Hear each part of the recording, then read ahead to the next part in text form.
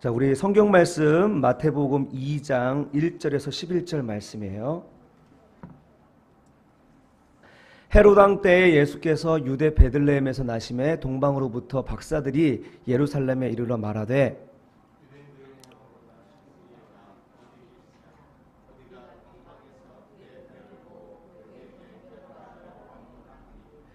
헤롯 왕과 온 예루살렘이 듣고 소동한지라.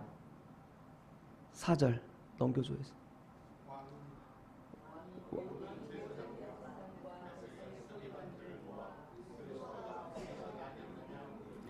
이르되 유대 베들레헴이 오니 이는 선지자로 이렇게 기록된 바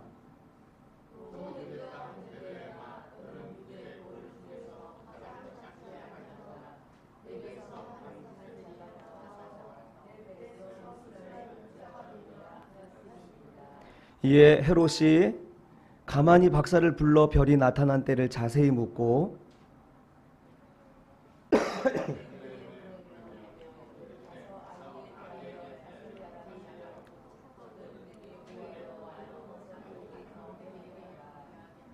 박사들이 왕의 말을 듣고 갈새 동방에서 보던 그 별이 문득 앞서 인도하여 가다가 악이 있는 곳 위에 머물러 서 있는지라. 같이 읽겠습니다. 집에 들어가 아기와 그의 어머니 마리아와 함께 있는 것을 보고 엎드려 아기께 경배하고 보배합을 열어 황금과 유향과 모략을 예물로 드리니라. 아멘. 오늘 제목 뭐죠? 황금. 2000년 전에 첫 번째 크리스마스 이야기가 오늘 본문이거든요. 2000년 전에 첫 번째 크리스마스의 이야기가 오늘 본문인데 그 동방박사는 그 첫 번째 크리스마스의 초점은 오로지 메시아였어요. 메시아. 바로 메시아로 오신 예수님이 그 성탄절의 주인공이었죠. 여러분들은 성탄절을 어떻게 생각하는지 모르겠어요. 선물 받는 날 또는 산타클로스 다 좋아요. 루도프 사슴코 다 좋아요. 하지만 온 세상의 왕으로 오신 우리 예수님께 몰약과 유향과 또 황금으로 하나님께 예배를 드렸던, 예수님께 경배를 드렸던 그 마음으로 우리도 예수님께 정성껏 예배를 드리는 것이 정말 우리에게 주신 성탄절의 의미일 거예요. 여러분, 우리 성탄절의 의미, 성탄절의 주인을 뒤바꿔서 장사꾼들의 그 상술에 우리 친구들 놀아나지 않았으면 좋겠어요. 크리스마스의 주인은 누구라고요? 예수님이에요. 자, 오늘 본문에 보면 동방박사의 행동을 통하여서 우리가 알 수 있는 게 있어요. 자, 한번 따라해 볼까요? 예수님은 만왕의 왕이십니다. 만왕의 왕이십니다. 우리 2절을 보시면 유대인의 왕으로 나신 이가 어디 계시뇨? 자, 지금 동방박사는 유대인의 왕으로 나신 이 바로 예수 그리스도를 유대인의 왕으로 말하고 있는 거예요. 유대인의 왕. 그에게 별을 보고 그에게 경배하러 왔다. 여러분 궁금하지 않아요? 동방이라고 한다고 하면 그 지역에서 예루살렘으로부터 동쪽이니까 메디아, 페르시아, 바벨론 지역을 이야기하는 거예요. 거리로 이야기하면 800km. 800km가 어느 정도냐면 서울과 부산이 몇 킬로예요? 약 400km 정도 돼요. 400km. 근데 그것이 왕복할 수 있는 거리니까 옛날에 부산에서 이제 한양으로 걸어서 온다 그러면 한 달 걸렸다면서요? 그 거리를 이제 낙타를 타고 이제 동방박사들이 경배하러 왔다는 거예요. 궁금하지 않아요? 그 먼 거리에서 어떻게 동방박사들이 메시아가 날 것을 알고 그 나라 사람들도 모르는데 이방 사람들이 와가지고 경배하러 왔다. 궁금하지 않아요? 여기에 대한 궁금증이 참 많은 것 같아요. 근데 안식일 교도들은 이것을 어떻게 해석하냐면 사탄이 인도한 별이래요. 사탄이. 왜? 그 이유가 있어요. 왜냐하면 그 사탄이 예루살렘으로 인도해가지고 예루살렘의 헤롯이 알게 되었고 헤롯이 예수님을 죽이려고 했다는 거예요. 그럴듯하죠? 그런데 그렇지 않아요. 그 동방박사들은 구약에 나와 있는 예언을 따라서 온 거예요. 한 별이 야곱에서가 나온다고 했으니까 메시아가 이스라엘 지파에서 이스라엘에게서 나온다는 걸 알았어요. 그리고 예루살렘 성은 어떤 성이에요? 왕의 성이에요. 큰 성, 왕의 성. 그러니까 예루살렘으로 간 거예요. 그런데 미가 선지자의 예언이 있었죠. 베들레헴 에브라다야, 너는 결코 작지 아니하도다. 이렇게 다 예언에 있는 말씀을 따라온 거예요. 이스라엘은 뭐냐면 하나님이 다스리는 통치에 순종한 사람도 이스라엘이에요. 구약 시대에는 아니다? 아니에요. 구약 시대에도 마찬가지예요. 우리 다니엘서 2장 48절을 한번 같이 읽어봅시다. 시작. 왕이 이에 다니엘을 높여 귀한 선물을 많이 주며 그를 세워 바벨론 온 지방을 다스리게 하며 또 바벨론 모든 지혜자의 어른을 삼았으며, 옛날에 성경에는 바벨론 모든 박사라고 얘기해서 박사 같은 단어예요. 자, 바벨론의 모든 박사들을 다스리고 그들을 가르치고 그들의 어른으로서 누가 있었다고요? 누가? 다니엘이 있었다고요. 다니엘.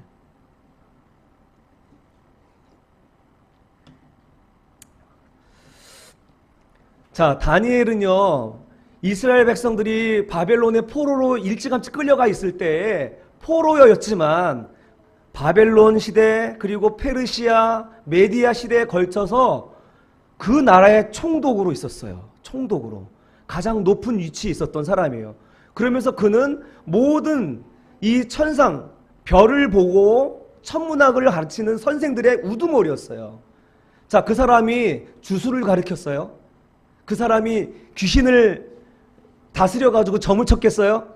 아니에요. 다니엘은 점을 쳐서 주술을 가르친 게 아니라 하나님의 말씀, 이 묵시를 통하여서 이 시대를 볼 수 있는 것을 가르쳤어요. 그리고 이 묵시 문학의 최고봉이 바로 다니엘이에요. 이 다니엘의 제자들이 이 동방에 있었다라는 거예요. 그들이 어떤 말씀을 보았겠습니까? 우리 보면 민수기 24장 17절 중간에 보면은 한 별이 야곱에게서 나오며 한 홀이 이스라엘에게서 일어나 모압 이편에서 저편까지 쳐서 파하겠다, 이렇게 얘기를 하고 있어요. 그리고 그에게서 배운 제자들이 이 말씀도 보았겠죠. 미가서 5장 2절입니다. 같이 읽어봅시다. 시작. 베들레헴 에브라다야, 너는 유다 족속 중에 작을지라도 이스라엘을 다스릴 자가 내게로 나올 것이라. 그의 근본은 상고에 영원에 있느니라. 미가야 선지자는 메시아가 어디에서 나온다고 분명히 얘기해요? 베들레헴의 땅에서 나온다고 얘기한 거예요. 자, 메시아는 뭐냐면 메시아는 구세주를 얘기하는 건데 단지 유대 땅의 왕만을 얘기하는 게 아니라 메시아는 바로 온 세상의 구주를 얘기하는 거예요. 그 온 세상의 구주가 어디서 난다고요? 베들레헴에서 나는 거예요. 베들레헴에서. 그래서 유대인들은 또 그 말씀을 알고 있는 사람들은 유대인의 왕을 기다렸어요. 왜? 그가 곧 메시아일 것이기 때문에요. 온 세상을 다스릴 구주이기 때문에요. 이렇게 유대인들의 바벨론에서 70년간의 포로 생활 때에도 그 후에도 장차 한 별이 나타나게 되면 이제 메시아가 온다, 이런 기대를 가지고 있던 사람들이 있었어요. 근데 그런 기대를 갖고 있는 사람이 많았어요? 적었어요? 적었죠. 심지어 예수님이 태어날 그 땅 안에 있는 사람들은 기다리지조차 하지 않았어요. 생각조차 하지도 않았던 거예요. 그 별을 따라왔어요. 그 먼 거리를 따라왔는데, 자, 예루살렘 성에 오면 야, 여기 왕의 성이니까 여기 계시겠지. 자, 유대인으로 왕으로 나시니까 어디 계시냐 얘기했더니 아무도 몰라. 헤롯이 그 얘기를 듣고 깜짝 놀라는 거야. 뭐? 나 말고 다른 왕이 난다고? 이제 헤롯은 어떤 사람이냐면요, 자기 왕권을 위해서 자식도 죽이는 사람이었어요. 대단히 무자비하죠. 그런데 유대인의 왕으로 이 땅에 오신다고 누가? 야, 난리가 났겠죠. 그래서 예루살렘 안에는 소동이 일어났어요. 그리고 그 왕이 박사들에게 묻죠. 야, 어디서 유대인에게 왕이 나시겠느냐, 이렇게 물어봅니다. 헤롯 곁에 서기관들과 제사장들도 그 사실을 알았어요. 하지만 그들이 예수님을 경배하러 갔습니까? 그들이 예수님을 찾아갔습니까? 안 찾아갔죠. 분명히 와서 유대인의 왕이 오셨다고, 그 별을 따라 왔다라고, 그리고 구약의 예언에 따라서 왔지만 그 나라에 있는 제사장과 서기관들 아무도 그 박사를 따라 나선 자가 없었어요.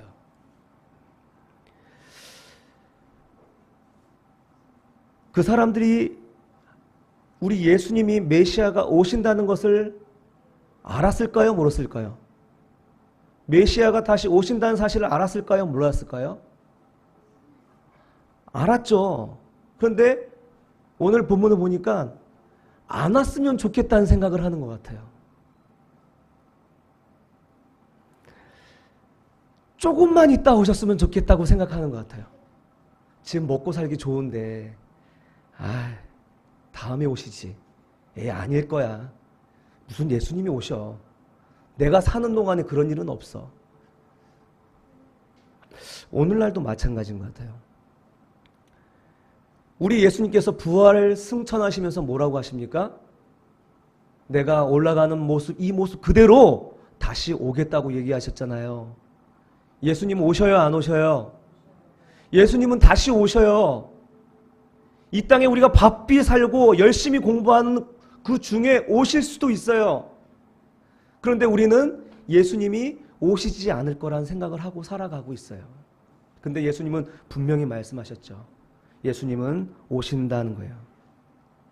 그때나 지금이나 예수님이 오신다는 사실 우리가 다 알고 있지만 그 예수님을 기다리는 사람은 많지 않은 것 같아요. 이 땅에 오신 예수님은 왕으로 오신 예수님이세요. 구약에 예언된 메시아입니다. 그리고 그분은 우리의 삶의 주인이시고 만왕의 왕이 되신 분이 바로 예수 그리스도십니다.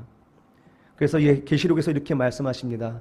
그 옷과 그 다리에 이름을 쓴 것이 있으니 만왕의 왕이요 만주의 주다라고 말씀합니다. 사랑하는 성도 여러분, 예수님은 만왕의 왕이십니다.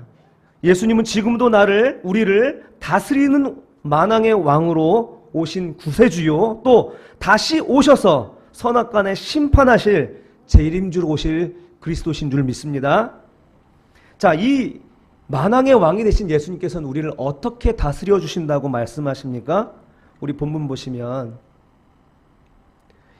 본문에 보면 예수님이, 우리의 왕 되신 예수님께서 우리를 어떻게 다스려 주시느냐 한번 따라해 봅시다. 우리를 목자로서 다스려 주십니다. 우리를 목자로서 다스려 주십니다. 참, 그 왕이신 분이 우리의 권력과 힘으로 착취로 다스리시는 게 아니라 우리를 목자로서 다스려 주신다는 거 정말 감사한 일인 것 같아요. 여러분, 목자로 다스려 주신다는 것은 뭐냐면 우리를 다스리는 자의 행동 방식, 행동 양식이에요. 행동 양식. 우리를 어떻게 다스려요? 목자처럼 다스린다는, 목자처럼. 우리 김정은이 우리의 왕이라면 우리를 어떻게 다스려요? 김정은 굉장히 잔인하죠. 그가 아무리 공로가 있고 국가를 위해서 헌신한 사람이라도 자기의 미운 털 박힌 사람은 그냥 숙청해버리잖아요.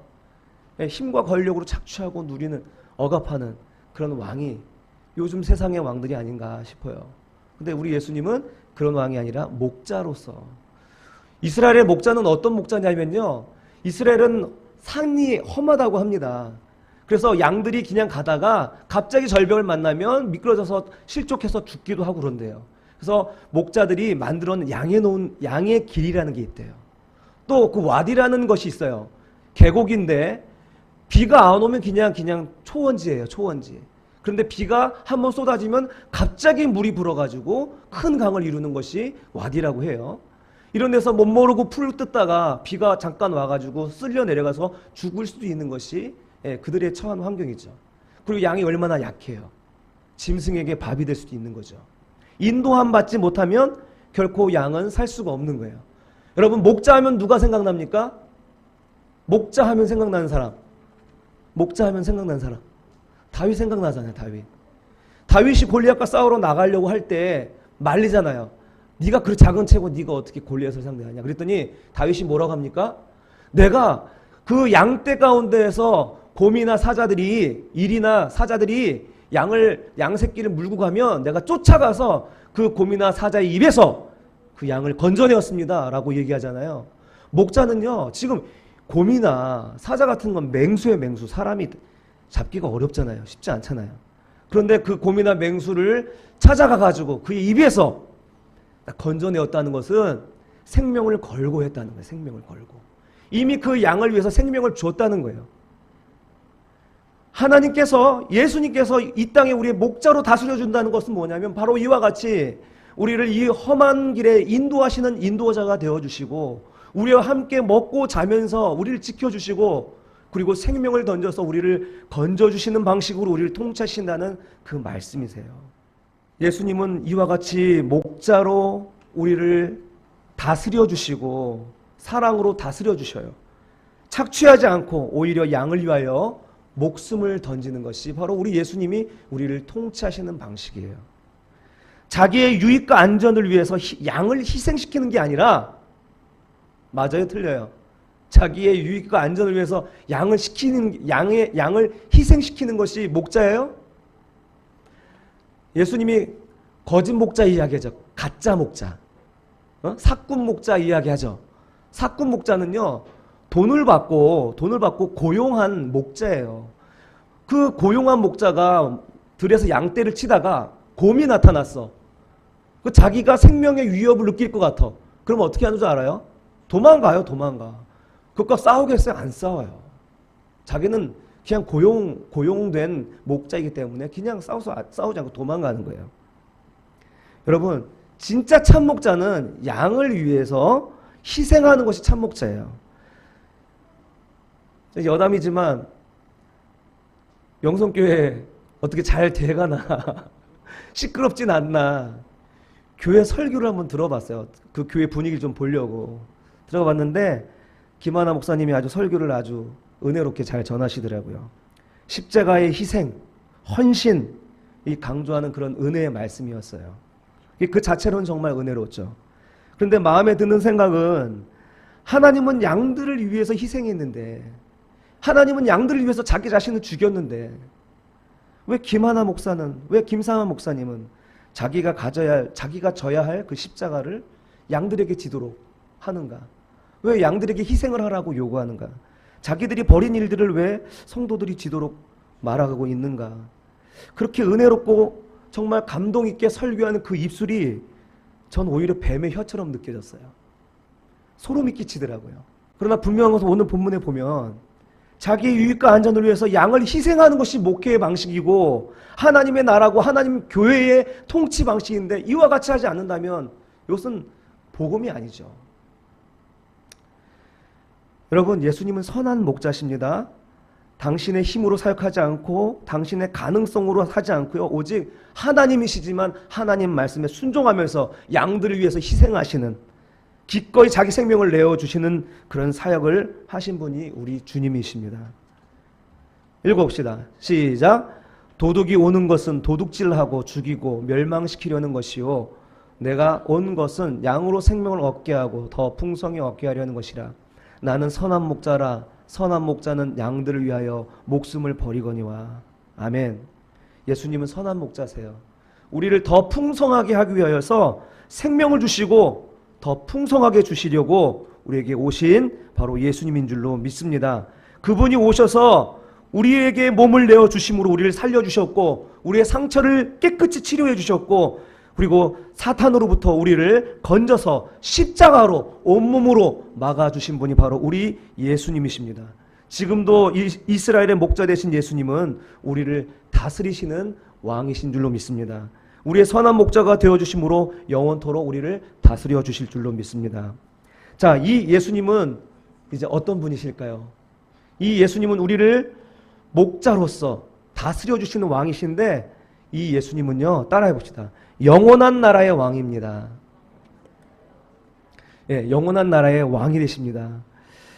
그리고 우리에게 그 나라를 선물로 주셨습니다. 할렐루야.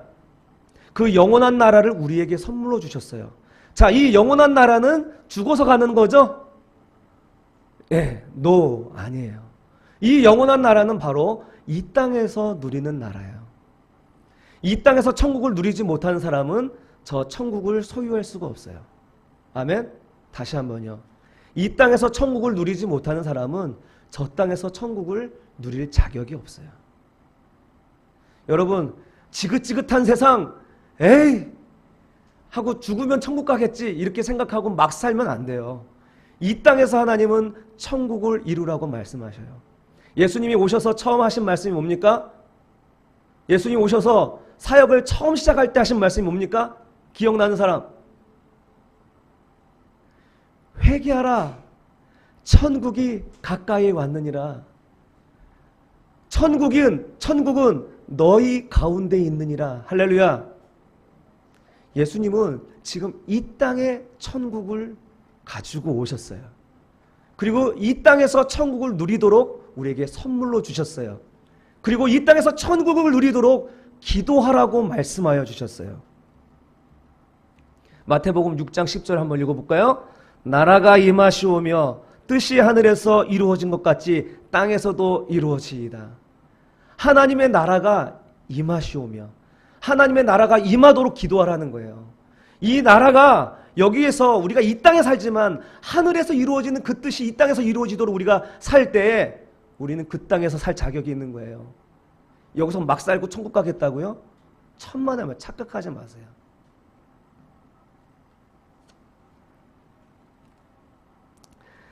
하나님의 나라가 이 땅에 이루어지도록 우리가 다 기도하셨으면 좋겠어요. 그리고 그 땅이 이루어지도록 우리도 우리의 삶의 방식을 그렇게 가꿔야 될 것 같습니다.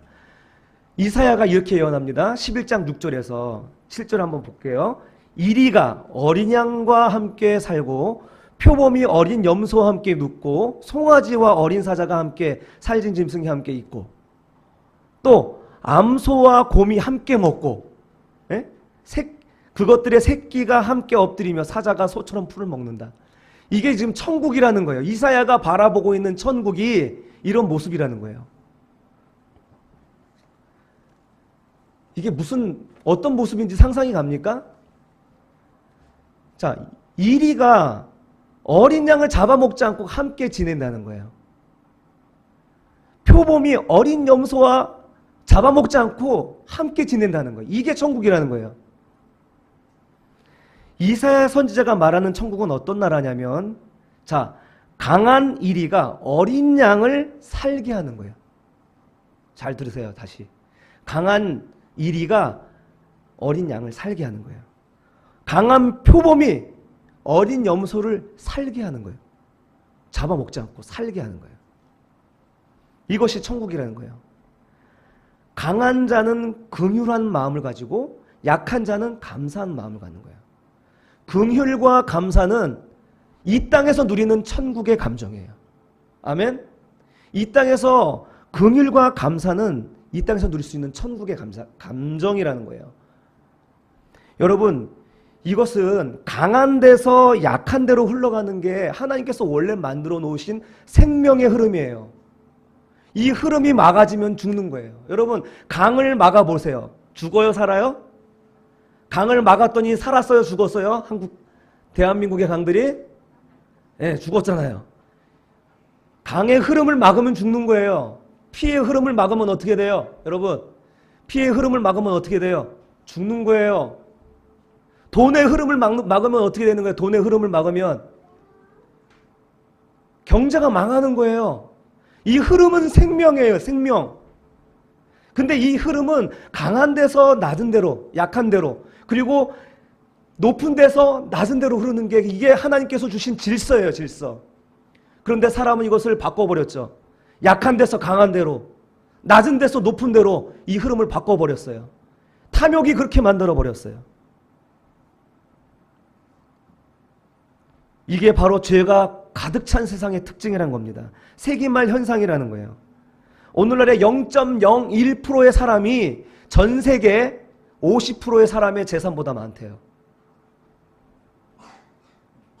응? 전 세계 50%의 재산을 0.01% 사람이 갖고 있대요. 이게 종말의 현상이에요, 종말 현상. 사람은 어떻게 돼가고 있어요? 잉여 인간, 나머지 인간. 그 사람 말고 나머지는 그냥 잉여 인간. 남아 도는 인간이고 재고 인간이고 쓰레기로 표현되는 인간이 될 수 있어요. 곧. 여러분, 예수님은 이런 잘못된 세상에 온 거예요. 죄가 가득 찬 그때 예수님이 태어나신 거예요. 오늘날도 주님이 오실 날이 멀지 않았다는 것은 뭐냐면 오늘날 세상이 바로 그와 같은 세상이라는 거예요. 이렇게 죄인들이 가득 찬 세상에 대부분들이 죄인이 된 이 세상에 예수님이 오셨고, 그 당시에 돈과 권력에 빌붙어 있던 종교 지도자들에게서 정죄당했던 사람들이 가득 찬 그때 예수님이 오셔서 우리의 목자가 되어주신 것입니다.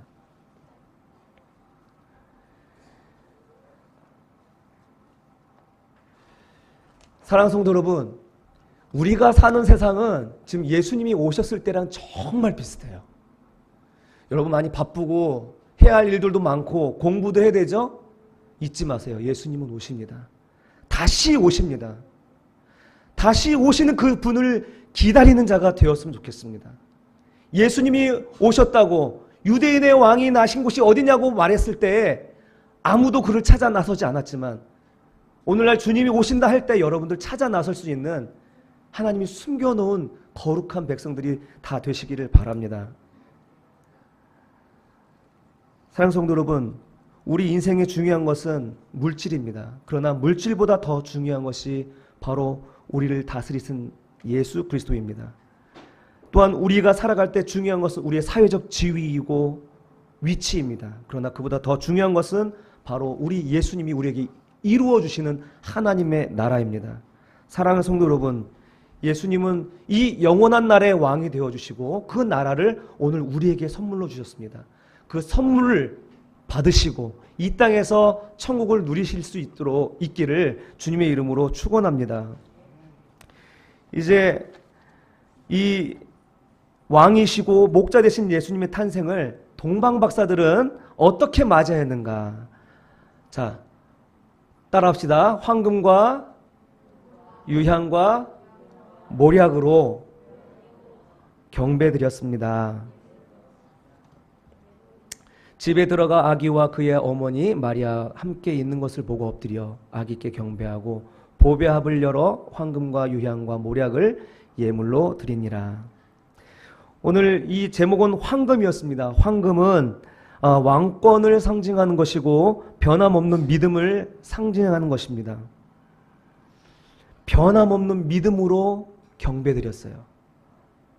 왕권 앞에 엎드려 경배하였어요. 오늘 우리도 하나님 앞에서 하나님의 왕권을 인정하고 그 앞에 고개를 숙이는 저와 여러분 되시길 바랍니다. 그리고 변함없는 믿음으로 주님 앞에 나와 우리의 신앙을, 우리의 삶이 어떠하든지 간에 어려운 일들 만나든지 고난을 당하든지 그런 상황과 상관없이 우리의 변함없는 믿음으로 주님께 우리의 신앙을 보여드릴 수 있는 저희들이 되기를 간절히 바랍니다. 이제 말씀을 정리하겠습니다. 이 땅에 오신 예수님은 왕이신 예수님이십니다. 우리를 영원히 다스려 주시는 만왕의 왕이신 예수님인 줄로 믿습니다. 그리고 우리를 목자로서 다스려 주시고 또 우리를 위하여 목숨까지 내어주시는 사랑의 왕, 바로 예수님이 나의 왕이고 바로 여러분의 왕이고 우리의 하나님이신 줄로 믿습니다.